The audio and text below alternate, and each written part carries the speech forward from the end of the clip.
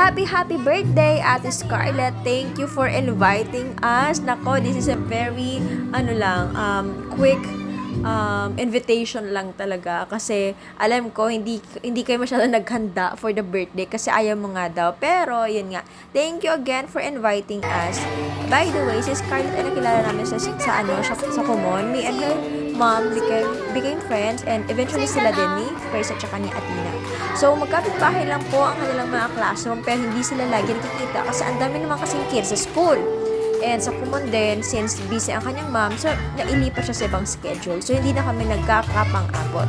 So, nung time na to talaga, when we talk, sabi niya sa akin, oh my gosh, guys, we haven't seen in years. Like, in years, my God. In months or baka weeks lang. Pero, grabe, nakakamiss talaga. At nakakatawa lang din yung mga kids kasi, alam mo, ngayon lang talaga kami nagkakilala.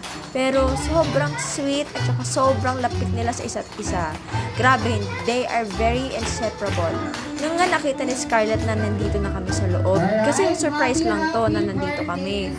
So nung nakita niya si Athena, talagang grabe, she rushed towards Athena and nag-hug talaga sila. At ganun din, nung dumating si Kuya kasi na-late si Kuya, late sila na-dismiss sa kanyang class. So hinanap niya pa siguro kami and somebody told him na nandito kami sa classroom nila Scarlett.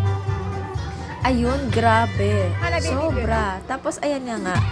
Happy naman si Athena to attend the party and also with the other kids. Ayan, thank you din ate kasi lagi mong akay si Athena, lagi mo kami akay. Every picture taking, gusto mo kami kasama. Alam mo yun, nakakapraning kasi hindi namin ina-expect na may mga ganitong tao na ituturing kami ganito, like, friends and family. So, thank you very much. We love you both. And happy birthday again to Scarlett. I love you, girl.